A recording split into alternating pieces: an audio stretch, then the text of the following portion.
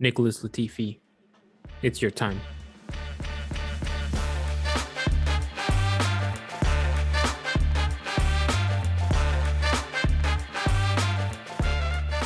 Great. Okay, welcome back, guys, to Break Check. This is episode 9. We'll be covering Williams, everyone's favorite team today. How was your weekend, Juan? It was pretty nice. Yeah, it was a long weekend. So I work for a candy company. So Easter is kind of like our Super Bowl. So I had a half day on Thursday. I had a 3-day weekend on Friday. We went to our friend's Quaid's house for a party. Megan sent pictures of me in a group chat. So yeah, that's what I look like from behind, guys. Yeah, it was a good weekend. How was yours?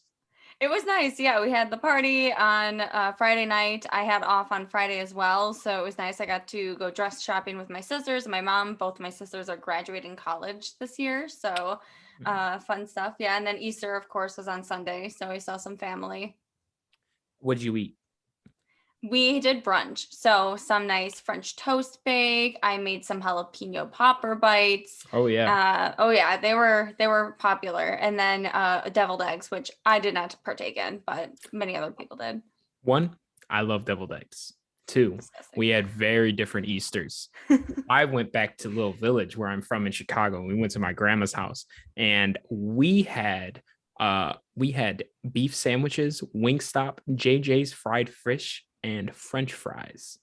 So very, very different. Yeah, but you know what? It was delicious. I could barely feel my left arm later that night. When I have this thing, when I have too much like grease and salt, my like left arm hurts. So I should probably get that checked out. But normally that's just a sign that Yeah. like, I ate well. You ate well. Yeah, you were full. Mhm. You were satisfied, and that's important. So On the Lord's Day as he intended. But yeah, so we're going to talk about Williams today. We're going to do similar to our Ferrari episode. We don't have as much on the actual team this time. I think me and Megan have both been kind of scrambling around. For those who don't know, we both have full-time jobs. So this is just something we do on the side. But she'll be talking about Albon and I will be talking about Nicholas Latifi. God bless his soul. yeah. Hey, it'll be fine. I'll be nice. But yeah, so just real quick off the top. So any new Formula One fans, you may not know that Williams is actually one of the most successful Formula One teams of all time. So obviously a lot of that success has not come recently, but there is still a pretty rich history and they're very synonymous with the sport, just in general. Yeah, they were founded in 1977 by Frank Williams, which Frank Williams was both a businessman, a racing driver, and then he was the owner of the team up until 2020. His daughter was also part of the team. She kind of took on his role as on board of the company in 2012, but he did remain team principal up until they were acquired. They had a series of famous Formula One drivers that many of you might recognize, like Nigel Mansell, David Coulthard, Jensen Button, Alan Prost, Nelson Piquet, and Ayrton Senna. Ayrton Senna actually crashed, unfortunately, in a tragic accident at the 94 Imola Grand Prix. Imola is actually where they're going this weekend, so it'll be kind of nice to. It's a really great race. I always find it very entertaining, but unfortunately, he had an accident there, and Frank Williams and a couple other drivers. I actually just learned this, but they were charged with manslaughter in Ayrton's death when I was doing the research. Yeah, Oh, they were acquitted 3.5 years later, but okay. there were a few people part of Formula One and Williams, because that's who Ayrton was driving for. They were held responsible initially for the death of Ayrton. It was like a 190 mile per hour crash at Imola, and yeah, but he was acquitted. But yeah, I saw charged with manslaughter, and I was like, ooh. Oh. Yeah, Ooh, that's wild. I mean, like you'd imagine there's some kind of waiver you sign as a Formula One driver, like, hey, this isn't safe, but I'm gonna do it. Right. Yeah, right. Especially back then too.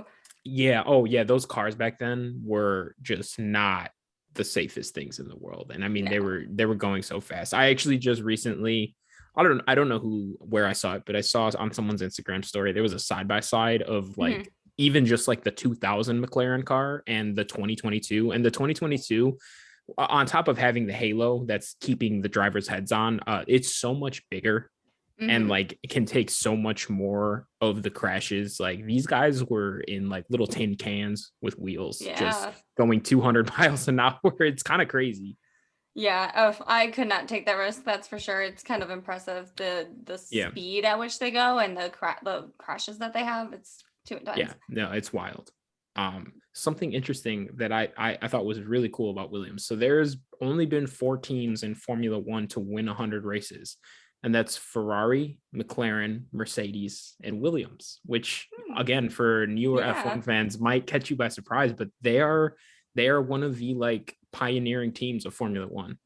Yeah, they also have one of the higher kind of like amounts of championships. They've had 9 constructors and 7 driver championships. But like Juan had mentioned earlier, it's been a while. Their last win was in 1997, which is also when I was born. So it's been about 25 years since they've been, at the top, as you've seen recently. I'm a 96 baby. I was here for their last one. Well. Yeah. Yeah, I remember it vividly, honestly. I remember exactly where I was. I remember turning to my mom and pooping my pants. And yeah, so another thing that I thought was cool was Williams. They've obviously been around so long. They have really had like a bunch of different like power units, like engines in their car. So I skipped some of the ones that they've had for just like a year, but some of the more noteworthy ones. So 77 to 83, when they first started, they had a Ford Cosworth engine, which is half Ford and half Cosworth. Cosworth is like is a British it's just a British like power unit company. But I thought it was interesting that they started with a Ford engine, because obviously Formula One is not the most American centric thing, and Ford is like the epitome of America pickup, country roads take me home. So I thought that was really cool. But I mean, Ford does have a very like long history of being involved in racing and stuff like that. If any of you ever need a movie to watch, Ford versus Ferrari, great movie. Oh, I've heard that's good. It's on my list. Have you never seen it? I've never watched it. No. Oh, you would love it. That needs to be like the next movie you watch. It's so good. It's about, I can't remember what year it is, but it's about Ford making their Le Mans team and trying to take down Ferrari. Yeah, that's cool. Okay. I believe it is Christian Bale stars in the movie. And nice. Who's the other guy? Matt Damon. Oh, yeah. Okay. Very good movie. If you haven't seen it and you're a racing fan, check that out. All right, I'll report back in the next podcast. Yeah, perfect.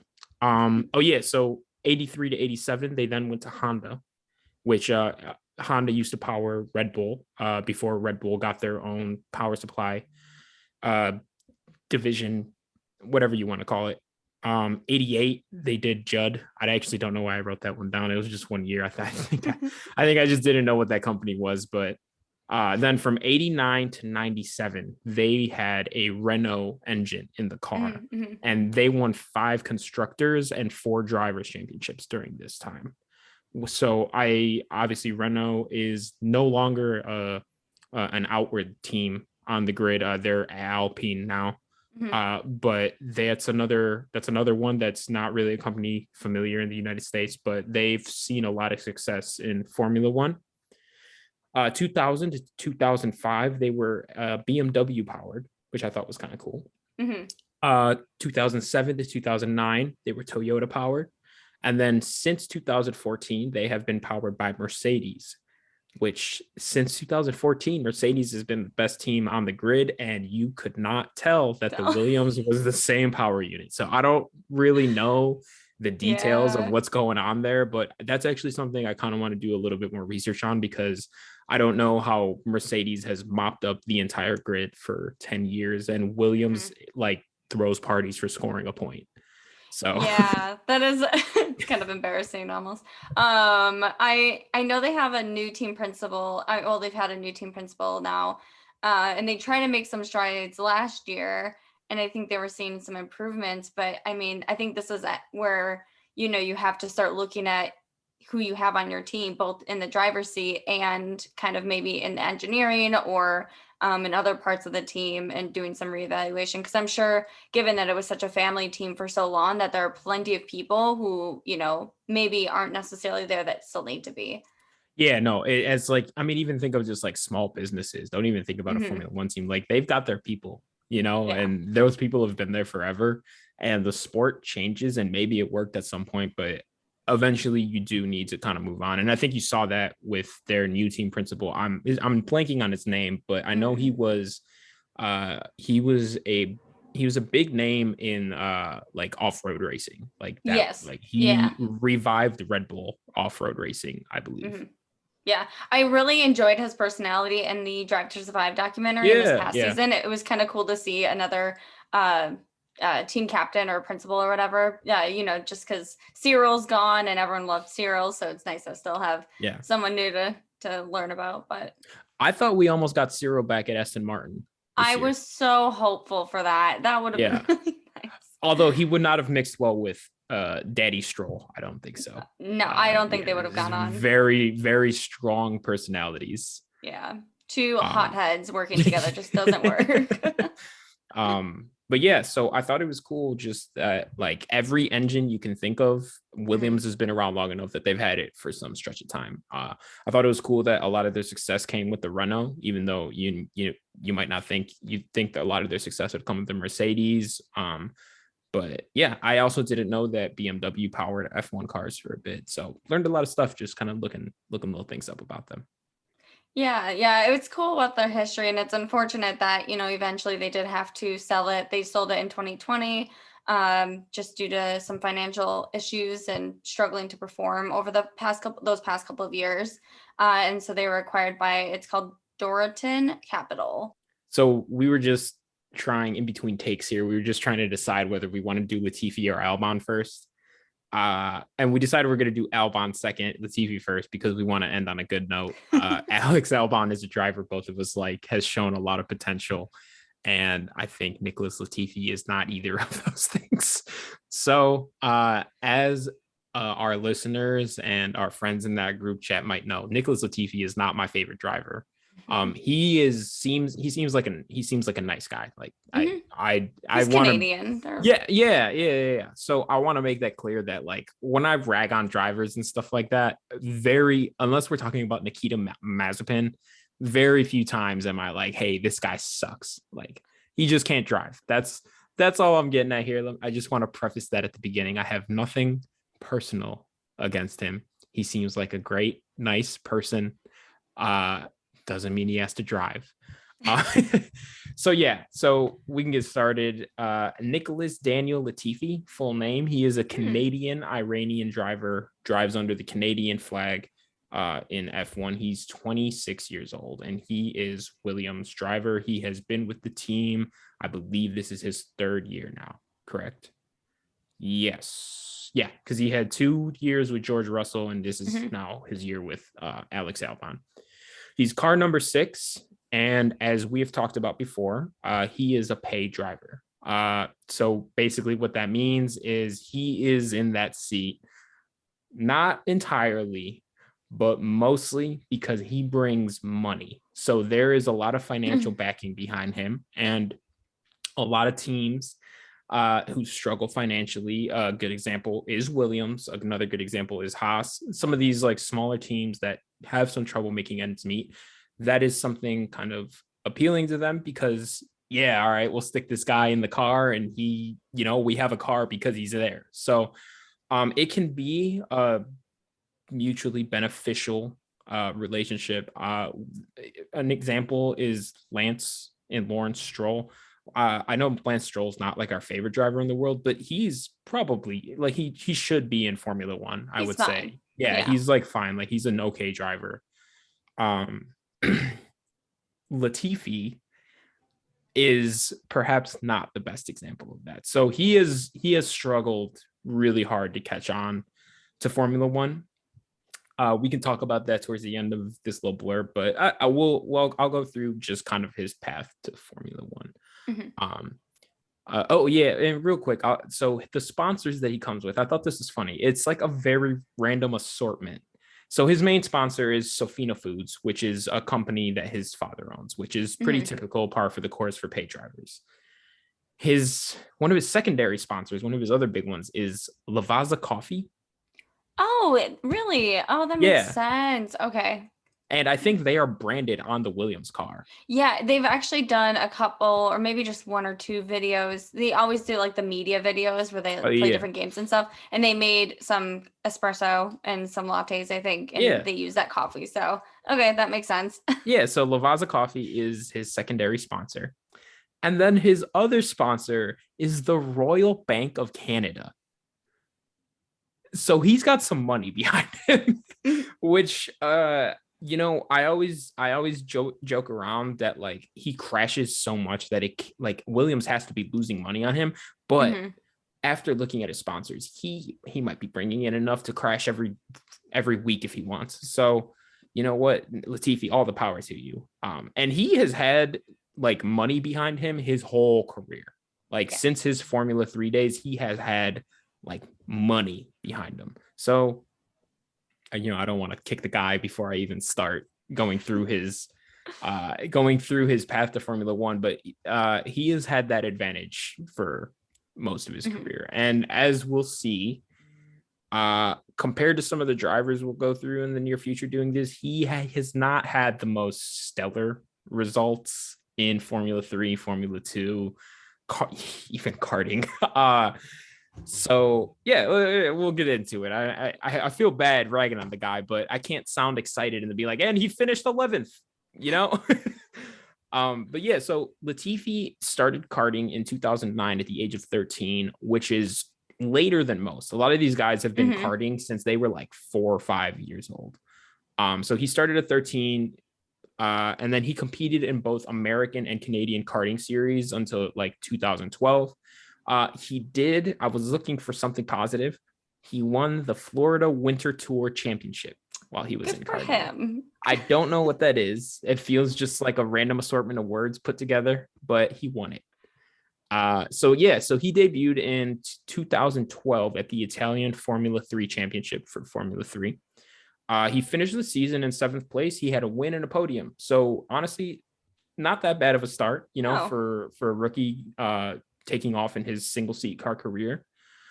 He took part in the FIA Formula 3 European Championship. He drove for Carlin, I think. Carlin. Hmm. He finished in 15th place, and his Nice. best finish was two fifth places.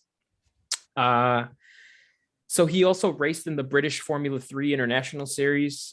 He got two pole positions and a podium. And then in 2014, he moved to the Prema Power Team. And he actually raced alongside Esteban Ocon there during his time Okay. in Formula 3, which I thought was kind of cool. And Hmm. goes back to like what we say about a lot of these drivers have been racing against and with each other for most of their lives, honestly, at this point. Right. Um, so like a lot of I think Leclerc and Sainz both raced in the Formula Renault 3.5 Hmm. that we talked about before. He did the last three races in this series in 2014 for Tech One Racing, and he actually got second in the final race. But then he moved to Arden Motorsport in 2015, finished the season in 11th, and his best finishes were a couple of fourth places. So, again, I just want to say, like, Hmm. he's obviously competing and he's not doing horrible, but a lot of these results are not like they don't scream, hey, this is a future Formula One driver. Right. But he's put in the work. Maybe hasn't seen the results that many of these other Formula One drivers have done, but I Hmm. think I kind of want to make sure it's clear that like I don't think he is not dedicated to Formula One. So Hmm. he's obviously dedicated his life to it at this point. Something cool, and I'll give him a lot of props for this. He did what was called the 2012 Continental Tire Sports Car Challenge, and it was like a road race. And he actually raced in a Mustang GT, which is the car that I have. And Oh, I thought nice. that was super sick. I know a lot of some of the drivers do like different things like this. I think Sergio Perez has recently they've just been putting them in anything that drives and just having them do it, which I think is really cool. it's cool seeing a lot of these guys. Obviously, Formula One cars are, the peak of motorsport, but it's cool seeing them in like different cars like that. And even I don't know if you saw that video when they put spikes on the Red Bull car from last year and had Max drive in the snow and the ice. That's a really cool video. Okay, Yeah, if I'll you check ever it get the out. chance, that's a really cool video. They put like snow spikes on his Red Bull. I think what was last year's car? The Red Bull 17, 18, whatever it was. Yeah, they had him driving the snow. It was super sick. Cool. Okay. So yeah, wanted to include that because I thought it was really cool. Same car I have. Nice fun fact. Yeah, it made me feel cool. So he raced the GP2 series.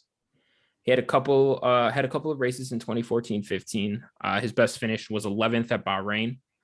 And then 2016, he got a full-time seat at DAMS. I don't know if they do DAMS or DAMS, like they just pronounce it like that.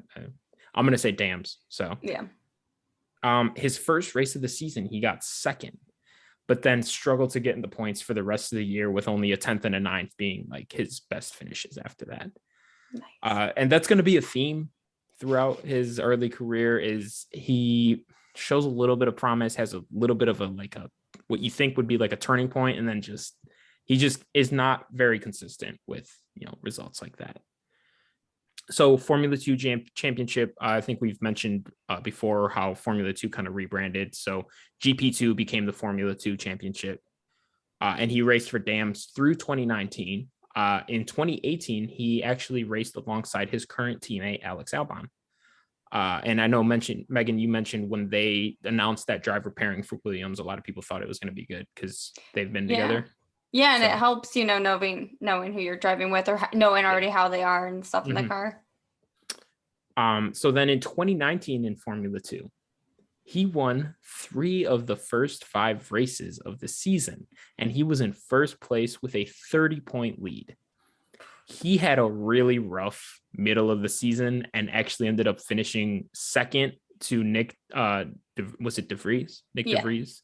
Mm-hmm. Yeah. So Nick De Vries ended up winning Formula 2 that year, and Nicholas Latifi was the runner-up. Which, you know what, I'll give him props because Formula 2 is competitive, and to get second place in their drivers championship, that's no joke.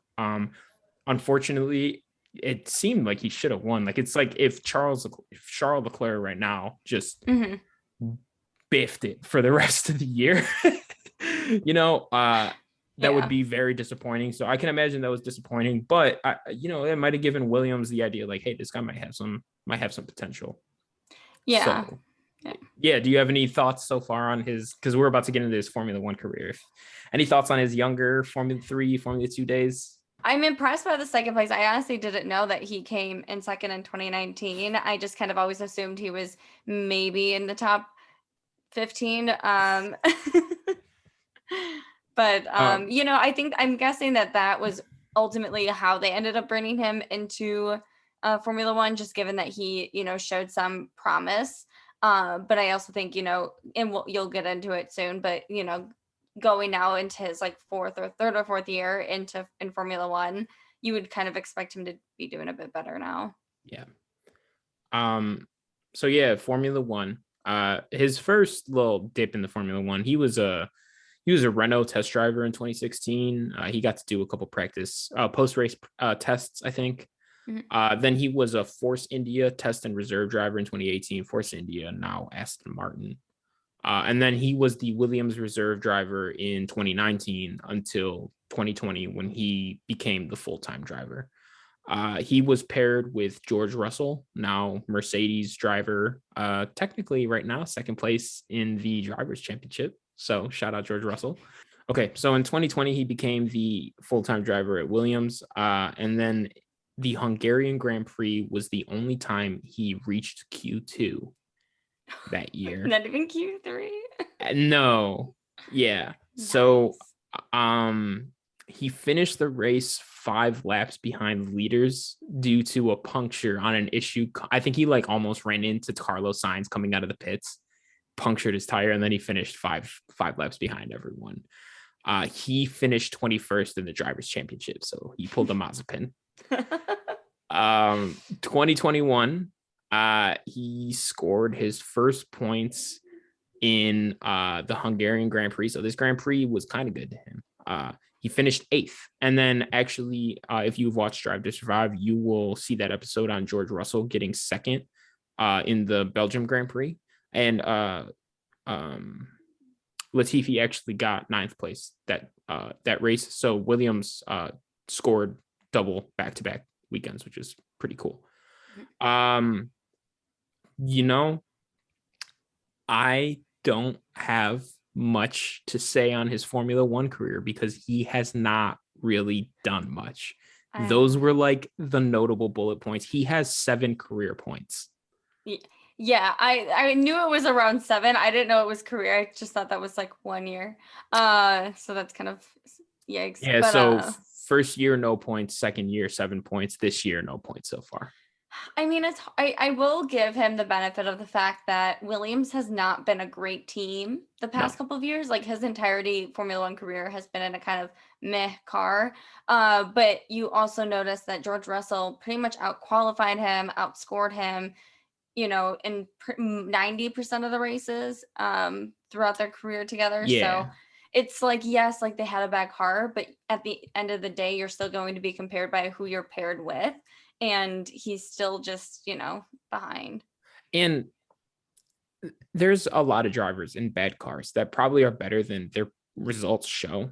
Mm-hmm. But all those drivers, like, they always have a moment. Like, they at least, like, get a moment. Like, George Russell came in 2nd one race. Mm-hmm. Not that Latifi is expected to come in 2nd, but he doesn't have anything like that, you know? Mm-hmm. Albon, Pierre Gasly Pierre Gasly when he got sent back to was it Toro Rosso at that time or was it AlphaTauri? Yeah, so when he got sent back to Toro Rosso, he won a race. Sergio Perez, when it looked like he was going to be out of Formula One at Force India, he won a race. Mm-hmm. A lot of these drivers in bad cars like have their moments, and I think maybe it would be nice if he could just have one, you know? Yeah. And like, because like then you're when those drivers have those moments, you're reminded like, oh, that's why he's here, you know? And he just hasn't had that yet. And in fact, sorry, go ahead. No, go on. But I'll ask a question after. The last thing I have in my notes is because I went on this little tangent about having like a moment even in a slow car. The thing he's most known for is he's the one who crashed in Abu Dhabi. Yeah. You know, and for those who don't know, last year, the Drivers' Championship was hotly contested because Max Verstappen and Lewis Hamilton were tied in points going into the last race of the year. And in the last couple of laps, there was a crash. There was an issue with the safety car, and they let some cars pass and they let others not. And a lot of people thought the race should have just ended. It was a whole thing. It was a controversy. The head of the FIA, Michael Masai, lost his job because of it. A lot of people think Max Verstappen's championship has an asterisk on it. A lot of people think Lewis Hamilton was robbed. There's a whole bunch of just garbage around pains and thoughts and regrets around this race. And it all started because Nicholas Latifi crashed. And that's just crazy to me. And he has kept crashing at an astonishing rate since that race. He's also impacted Red Bull a few times. You know, that's why Sergio ended up in 2nd in not the Australian Grand Prix, but Saudi Arabia. You know, he could have won that had Latifi not crashed. And, you know, so. But I do have one question for you. Even if, say, Latifi has that Hail Mary win and, you know, maybe even wins a race or comes in 2nd or on podium, do you think that is enough to keep him? Do you think his money is enough to keep him? Or do you think he will be out of Formula One after this year? I think if he wins a race, he will be in Formula One next year. I don't know if there's an example of someone winning a race and then not being in Formula One the next year, besides for retirements. Yeah. I can't like think of any off the top of my head, you know, like a driver wins a race and then loses his seat the next year. I think if you other than Albon on like, he's not won a race, but he's been on like podium or something. So that's what I mean. I think if Yeah. he wins a race, he'll keep his seat. If he podiums, but Albon doesn't, he'll keep his seat. If he podiums but Albon also does, he's gone. Yeah. Again, like you said, you're compared to your teammate, and like as soon as Albon does something, anything, as soon as Albon does anything, Latifi is going to be held to that standard. So I think if Latifi can do something better than Albon, like let's say Albon's highest finish is 4th and Latifi's highest finish this year is 3rd, yeah, you can keep him around because, you know, at the end of the day, like he did better, you know? But like, let's say Albon wins a race and like podiums another and Latifi gets 4th, 3rd place. And it's like, whatever, this guy did better, you know, let's just find another one. So I think the chances that he's in Formula One next year are very, very low. I think he's got to pull something out of his ass. Yeah. Yeah. I honestly I can't see him staying another year. I also think, you know, there are so many other drivers from Formula 2 over the past few years that deserve the seat a little bit more.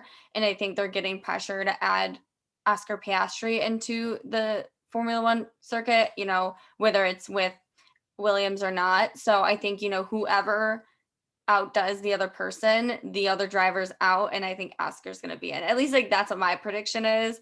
I would love to see it happen. I hope it's not Albon that's replaced, but we'll see. There was a lot of talk. There's been a lot of talk this week about Oscar. I was going to ask if you think he's just going to get the Williams seat. Yeah, I honestly, and this is an early prediction, but I think next year will be Williams, or for Williams, I think it'll be Albon and Piastri. I don't think Red Bull's taking Albon back after 1 year because they still have Sergio and Pierre to consider. I don't think they're really worried. The only way I see Albon coming back to Red Bull is if they drop Yuki, to be honest. But I don't know if that'll happen either. Yeah, I mean, Yuki's been doing fine, I think, given like expectations, and Sergio has new life. Pierre Gasly will probably be one of the most coveted drivers on the grid when his contract's up. I don't think Alex will get back on Red Bull, so I do think it'll be Oscar and Alex next year. Yeah. But yeah, that's all I got on Latifi. I had a lot on his path to Formula One because there wasn't that much on, you know, in his Formula One career to talk about. Honestly, I hope he turns it around. I hope he, for his sake, you know, you dedicate your life to something. I hope he can have like just a moment of, hey, I did it, you know? Yeah. All right. So now we're getting into Alex Albon, probably our more favorite of the two drivers. He was born March 23rd in 1996. So he's currently 26 years old. He is a Thai British driver and he drives under the Thai flag. His dad, Nigel Albon, was from England and he was both a driver in the British Touring Car Championship. And then his mother was from Thailand. He was the first driver, actually, the first Thai driver to be on the podium in Formula One. His first podium took place in 2020 and the Tuscan Grand Prix. There's only ever been one other Thai driver in Formula One, and that was Prince Lyra, which, yes, a prince. It was one of the Thai princes. He was a Formula One driver in 1954. So it's been also like 70 years since there's been another Thai driver. So both kind of exciting titles to have for Alex Albon. Yeah, that's sick. Yeah, right? So he started his career like many other drivers in karting at the age of 8. So yeah, younger than Latifi, but maybe a little bit older than some drivers like Land, who I think started a little bit earlier. He was in that for about 6 years, and he won a series of championships in karting before moving into the Formula Renault 2 championship in 2012. So he was really low. Go on. It's funny how that works, how you win a bunch of championships and they move you up. Yeah. You win some and then you show why you should move up, and then you move up, not just because you can afford it. But anyways. That's all. Just thought it was kind of interesting how that worked. It's so crazy. All right, go ahead. Sorry. No, you're good. He managed to get 3rd in the championship by 2014, and he had 117 points and then 1 pole position. He also competed in GP3 series in 2015 for some postseason testing, and then raced in the 2016 season. He actually came second behind Charles Leclerc, who ended up taking the championship in GP3. So him and Charles were also pretty neck and neck in actually quite a few competitions and few races, which is kind of interesting to see now, given Charles is doing so well in Formula One. But then Albon moved into Formula 2. He competed with other familiar drivers, again, like Charles, Nick DeVries, Lando Norris, and Nicholas Latifi. And he was paired with Latifi in 2018, driving for the Dams Racing team. That year, he finished third in the championship behind George Russell and Lando Norris, both two drivers that all three of those drivers actually entered Formula One into the rookie season in the 2019 season. Which I thought was kind of cool, just to see. They've all been racing together for years, and so they were all able to move in and have their rookie season together, all with very, very different teams. So, George was at Williams, Lando was at McLaren, and then Albon moved to Toro Rosso. Now, Toro Rosso, Scuderia Toro Rosso, was the team that is now AlphaTauri. So he was there for the 2019 season and was paired with Daniel Kivet, who's no longer in Formula One, but he was in the sport for quite a few years. He had a pretty okay start to his season in 2019. He made a few points here and there, but had a strong comeback at the Chinese Grand Prix, where similar to Australia, he started in P20 at the back of the grid and then made his way up into 10th. And he also earned Driver of the Day in 2019 at that race. So midway through the season, if you've seen Drive to Survive, you would know that he was actually switched with Pierre Gasly and moved up to that second Red Bull seat alongside Max Verstappen. And I know we've talked about this before, but Toro Rosso, which is now AlphaTauri, they're kind of that junior team to Red Bull, and they make that pretty clear in their driver pickings, and they're one of the few teams that have actually moved people, midway through the season and kind of exchanged who's in certain roles. So they're kind of using both teams to their benefit, or to at least benefit the main Red Bull team.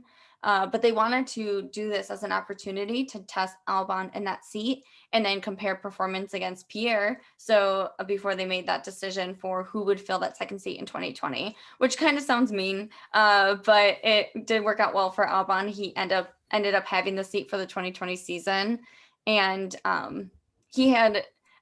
Go on. Can I ask real quick? Yeah. It's a big plot point in Drive to Survive. Mm-hmm. Who did you think should have gotten the seat the next year? I think Albon had a better season that year. But I think after 2020, I think Pierre should have had the seat. And I think Albon should have gone back. But at the same time, like, knowing now how well Sergio is doing, I do think it was a good choice at the end of the day. Yeah. It's just unfortunate the way it kind of worked out with Albon, getting that 2020 seat, which is great for him, but not being at his top performance that year ultimately costed him a seat in 2021. So it was kind of the same could have happened to Pierre. If Pierre was in that seat, didn't do the absolute best job, he could have been the one that was out in 2021. Mm-hmm. Yeah. I was just wondering. Yeah, but and so in 2020, Albon, he had a pretty rough start. He was, set to finish second at the Brazilian Grand Prix as well.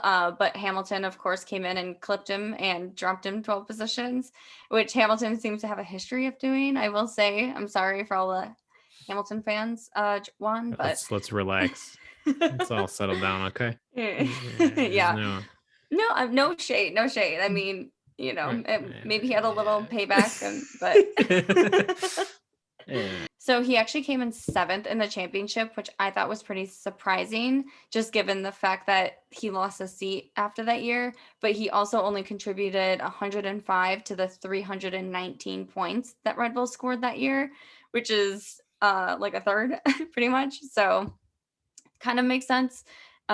He was demoted then in 2021 to testing.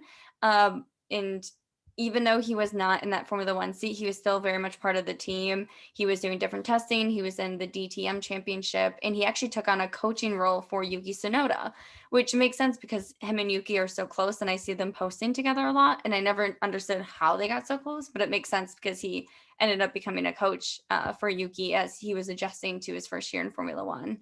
That's really cool. Yeah, I thought that was really sweet. Yeah. Also, he seems to be really good friends with a lot of the drivers on the paddock. Him and Max actually seem to be friends.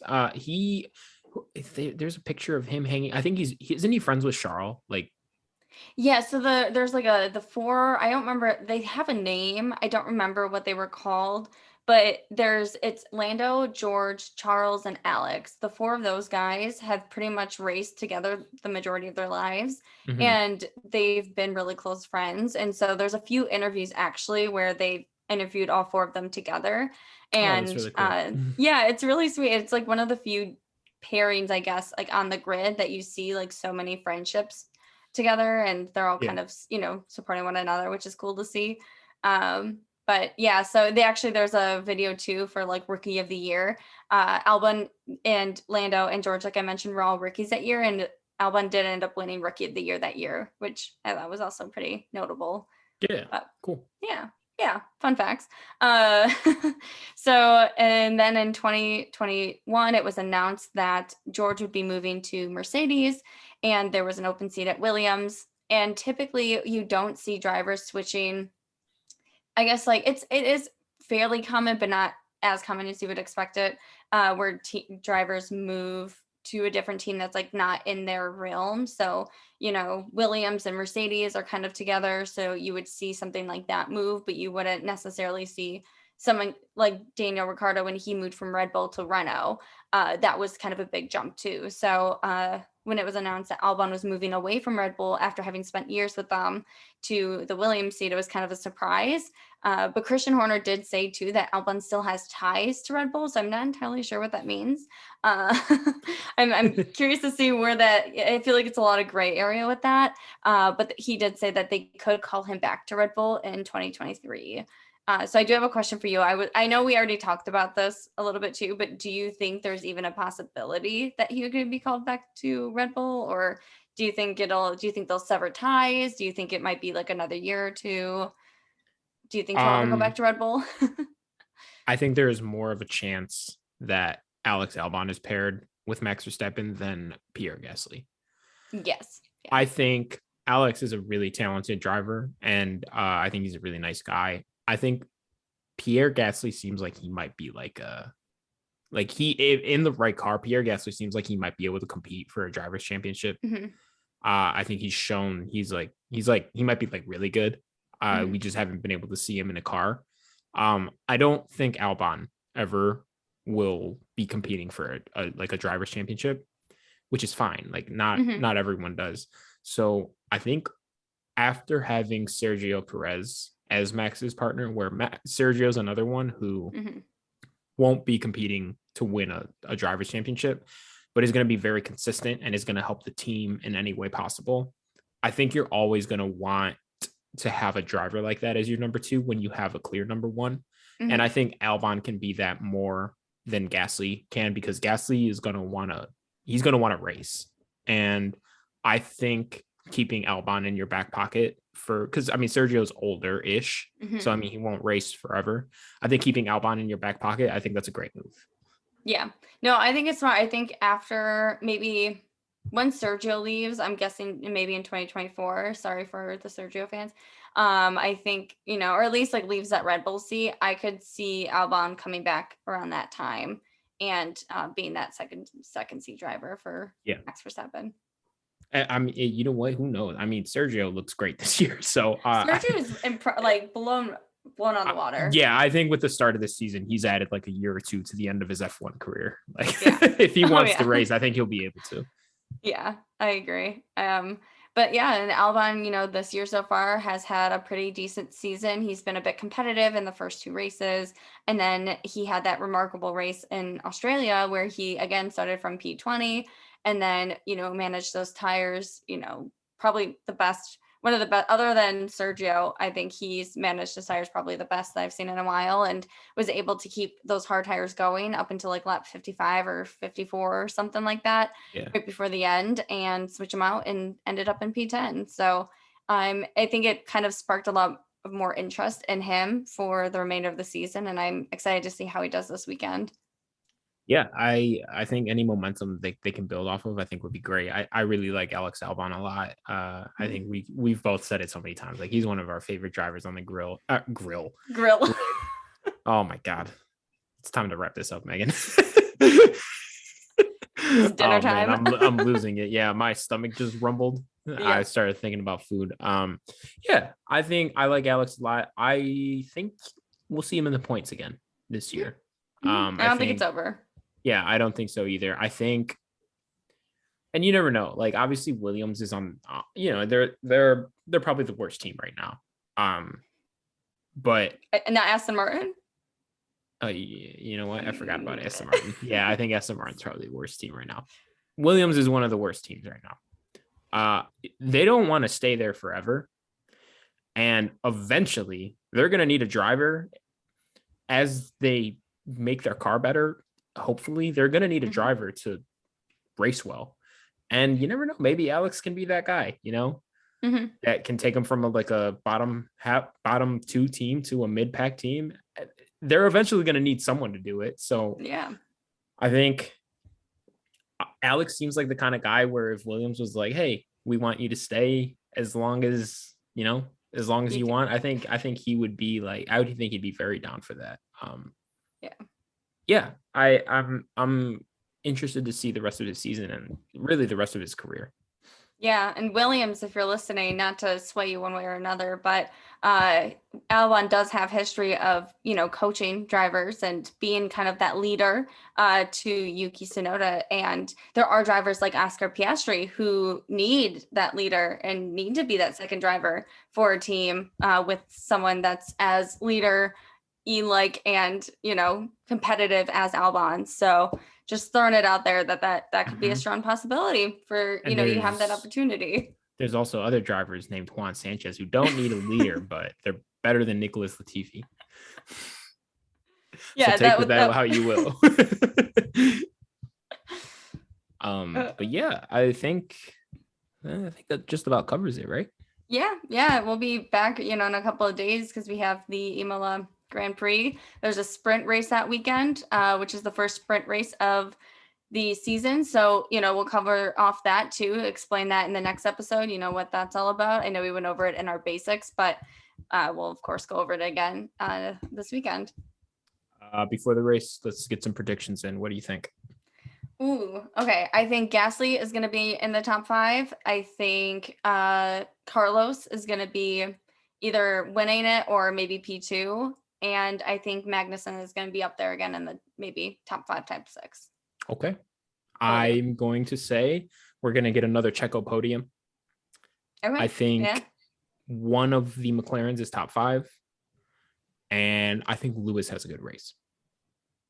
Yeah, I think Mercedes could have a better race this weekend. It is a home race for Ferrari, so that's going to help them out too. Yeah. But we'll see. We'll see how that goes. Do you think Charles wins again? It's a strong possibility, but I want to challenge it and say no. Okay. Do you think Max or Charles wins, or do you think we have someone else?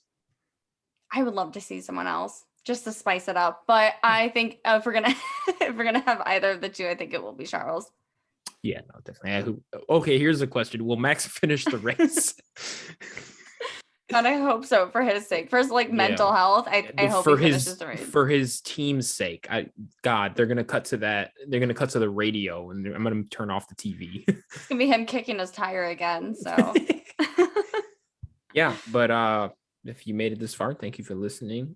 We will talk to you guys next Monday after the race, and yeah, anything else? Have a good rest of the week. No, that's it. Thanks for listening, guys. Make sure to subscribe, follow us on Instagram. We'll be posting throughout the week. And yeah, until next time. Leave me a hate message. Funniest hate message gets Venmo'd $1 by me. See ya.